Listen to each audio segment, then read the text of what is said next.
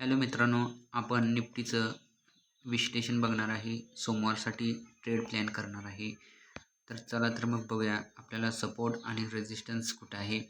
आता निफ्टीला 24,400 एक आपल्याला सपोर्ट रेजिस्टन्स दिसत आहे आणि हा रेजिस्टन्स जोपर्यंत ब्रेक होत नाही तोपर्यंत आपण कॉल साईडला एंट्री घेणार नाही.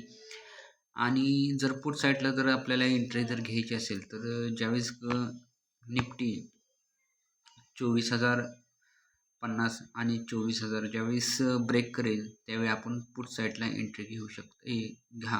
पुट साईडला एंट्री घेऊ शकतायसा. आता बघूया मग आपण आता 15 मिनिटाची टाईम फ्रेम लावलेली आहे. RSI पण आपल्याला 50च्या वरच आहे आणि सध्या तर मला वाटते सोमवारी मार्केट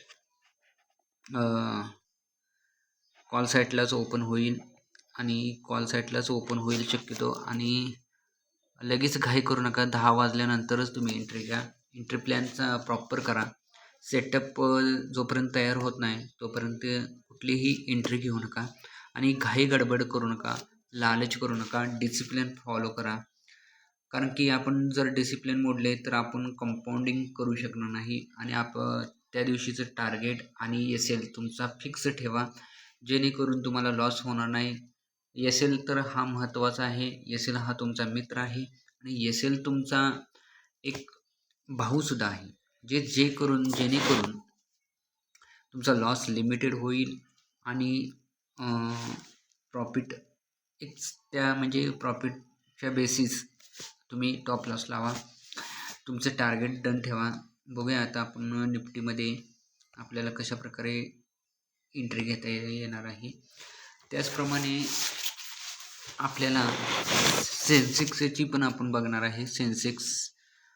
सेन्सेक्सची पण बघणार आहे सपोर्ट आणि रेजिस्टन्स सेन्सेक्सचा सुद्धा. आता सेन्सेक्सचा सपोर्ट आणि रेजिस्टन्स बघणार आहे. 15 मिनिटाची टाईम फ्रेम लावलेली आहे मी. आणि सेन्सेक्समध्ये जर कॉल साईडला जायचं असेल तर तुम्हाला जवळजवळ